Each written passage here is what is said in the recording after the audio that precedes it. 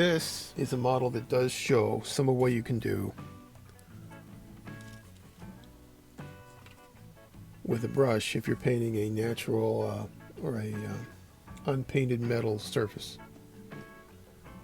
I think you can see that there's a difference in the reflectivity of these panels here on the wing, and then further inboard, and then the fabric covered aileron is supposed to represent what they used in those days on the fabric surfaces, which was an aluminum lacquer. It's just aluminum powder mixed with a lacquer medium.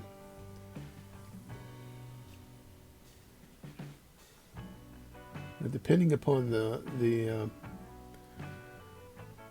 lighting, this can be very difficult to see because the goal here in getting this, the difference between the panels, the goal is to make it subtle so that it doesn't just jump out at you and look like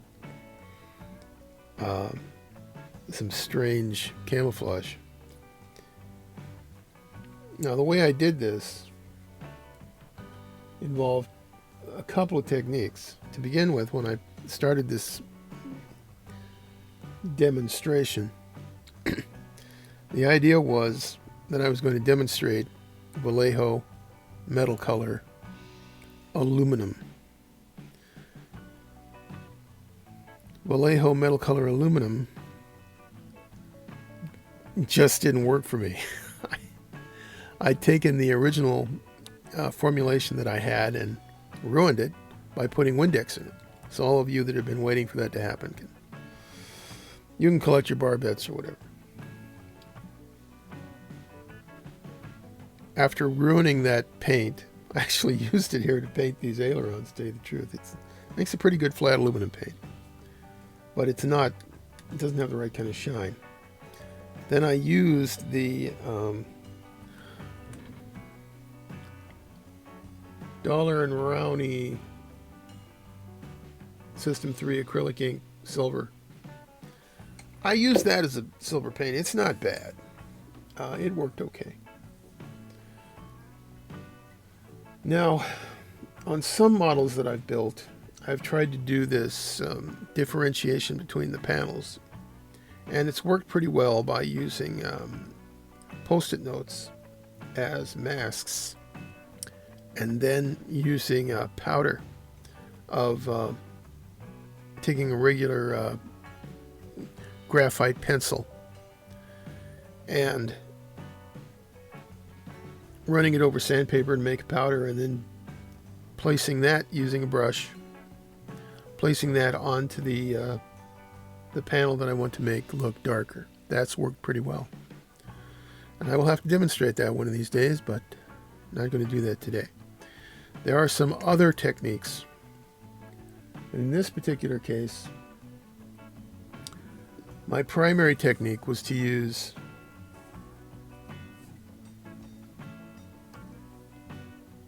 this Vallejo Matt Varnish.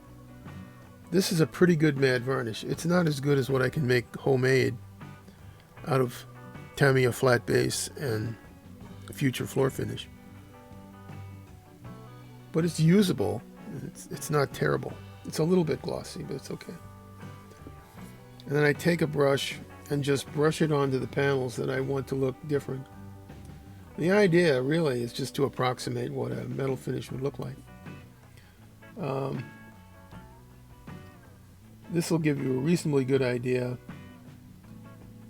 of how much success or lack of I had here. I think it's a subtle effect, but I think it works.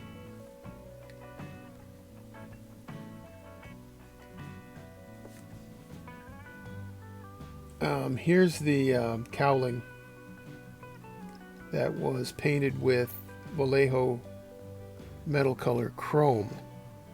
This gives me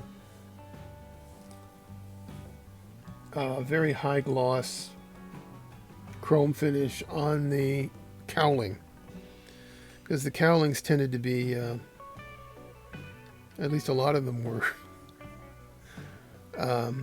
polished. I decided to go with that, not because I'm trying to reproduce some kind of obscure historical artifact, but just because it appealed to me.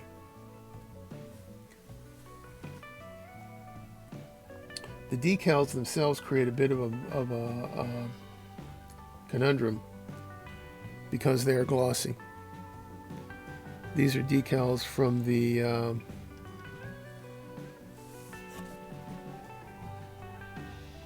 I can't think of what it's called. They have a old timer's disease, but the people who make these decals are I'll go look it up. Starfighter decals. I can't think of Starfighter once I'm looking at a P-36. It's not stored in the same part of my brain. Anyway, Starfighter makes these decals. They're very glossy, and we all know they're from some other company. Starfighter doesn't print them. The only reason I'm thinking of this objection to what I just said is that I happen to suffer from the same neurological disorder as the rest of y'all. Okay. I took a brush and painted in the black areas with some of the Vallejo Matt Varnish.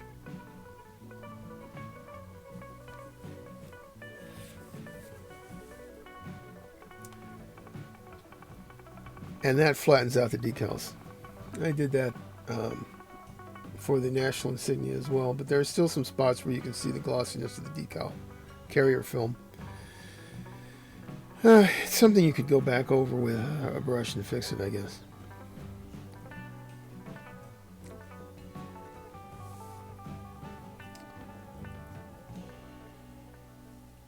So, to summarize, here on the cowling, this is a different kind of paint. Vallejo metal color chrome. Most of the model is painted with Daler-Rowney System 3 acrylic silver ink. The panel lines are drawn in with a pencil, and the panels themselves have a differentiation in their reflectivity because some of the panels were painted over with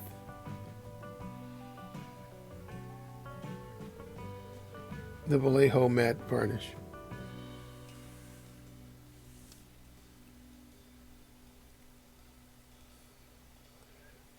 So before my head explodes,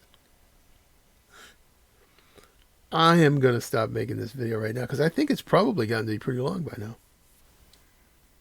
Before we say goodbye, I'm going to hit you up for some money.